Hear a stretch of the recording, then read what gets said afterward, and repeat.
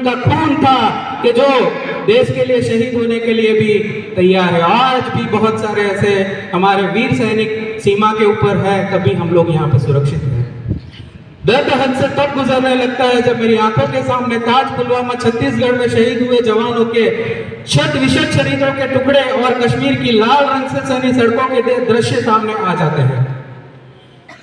जब एक विधवा कि जो कहती है, अब तो हमारा तिरंगा झंडा भी हमें ये पूछने लगा है कि क्या बात है भारत, आजकल कफनों से ज्यादा तो मैं दफनों में काम में आने लगा हूं। हृदय को उस दिन फट जाता है जब बूढ़ी माँ अपने बेटे से चिथड़ों को देख के बोलती है, साहब आप तो भर्ती होती है तो 1 इंच भी कम नहीं लेते हैं और मैं आधा शरीर कैसे लूं। फिर भी हमारे वीर जवान हमेशा गर्व से हमारी देश की रक्षा करते हुए वहां पे डटे हुए हैं। फिर भी जब उनका कफन तिरंगे के अंदर उनका शरीर वापस आता है, तब ये देखा जाता है एक बेवा, एक विधवा ये कहती है, शहीदों को गर्व देने वाली औरत की पीड़ा कि प्यार भी भरपूर गया, मांग का सिंदूर गया, नन्हे नन्हे निहालों की लंगोटियां चली गई, नन्ही नन्ही बेटियों की चोटियां चली गई, बाप की कमाई गई, भाई की पढ़ाई गई, ऐसा एक विस्फोट हुआ पता नहीं चला जिससे जिस्म की अंग की एक एक बोटियां चली गई। और अपने लिए एक आदमी, और आप सबके लिए तो एक आदमी मरा, पर मेरे तो घर की रोटियां चली गई।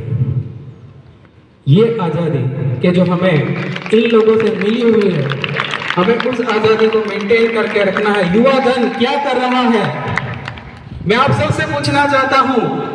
आज ये जरूरत नहीं है कि आप लोगों को शहीद होना है, पर हम क्या कर सकते हैं।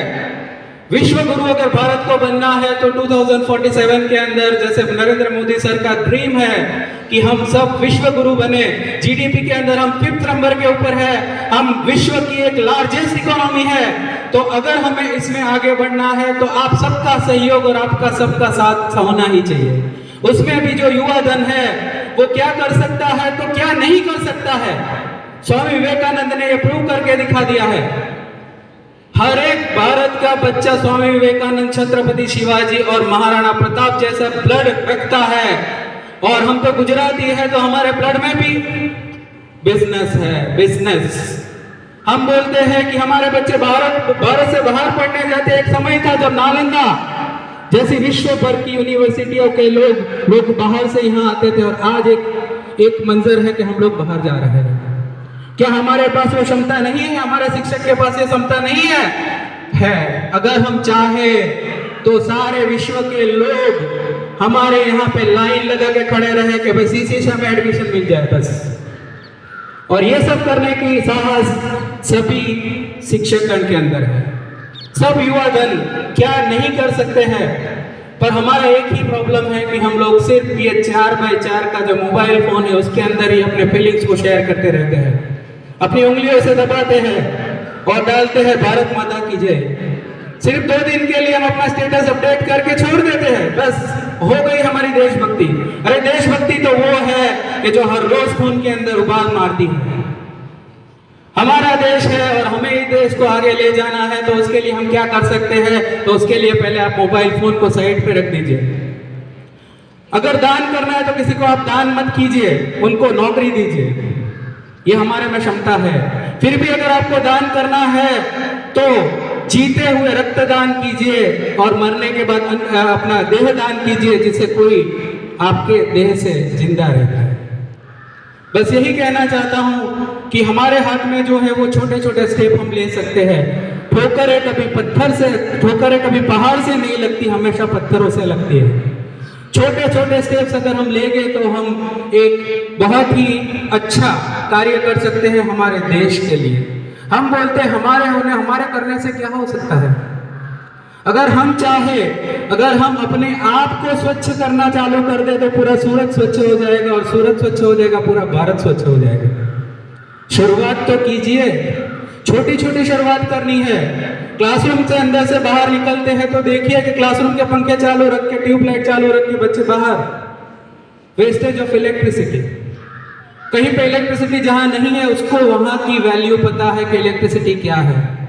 वॉशरूम के अंदर जब देखता हूं कि नल चालू रहते हैं और ऐसे ही बच्चे बस बाहर चले जाते हैं, कितना वेस्टेज ऑफ वाटर हो रहा है, वो तो हम कर सकते हैं। छोटे छोटे स्टेप्स अगर हम लेते जाएंगे और छोटे छोटे स्टेप से अगर आगे बढ़ते जाएंगे तो हम डेफिनेटली आगे बढ़ेंगे बढ़ेंगे और बढ़ेंगे। हम ऐसा नहीं बोलेंगे कि हम लोग देशभक्त हैं, बट जो भी देश के द्रोही हैं उन देशद्रोहियों के लिए मेरा एक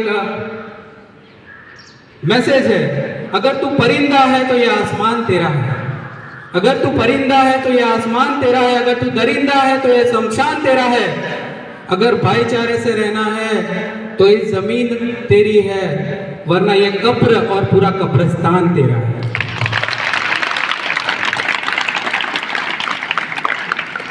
बहुत ज्यादा बातें न करते हुए मैं अपनी वाणी को विराम देने से पहले एक ही बात कहूंगा कि आप युवा धन हो, और युवा धन क्या कर सकता है, तो एक चीज आप जरूर से कर सकते हो कि जब आपके माँ बाप बूढ़े हो तो उनको वृद्धाश्रम के ऊपर कभी देखने की जरूरत ना पड़े। ये तो हमारे हाथ में है। ये तो देशद्रोह से भी बहुत बड़ा पाप है कि हमारे जो वडील है जिन्होंने हमें पूरी जिंदगी संभाला है उनको हम वृद्धाश्रम भेज देते हैं और फिर दान करने के लिए कहां जाते हैं। बस यही आप करो, इससे बड़ा कोई दान नहीं है। सबकी रिस्पेक्ट करो, give respect and take respect. कितनी रिस्पेक्ट हम करते हैं, कितनी देश भावना हमारे में है, कितनी स्कूल के लिए भावना है, वी कैन सी।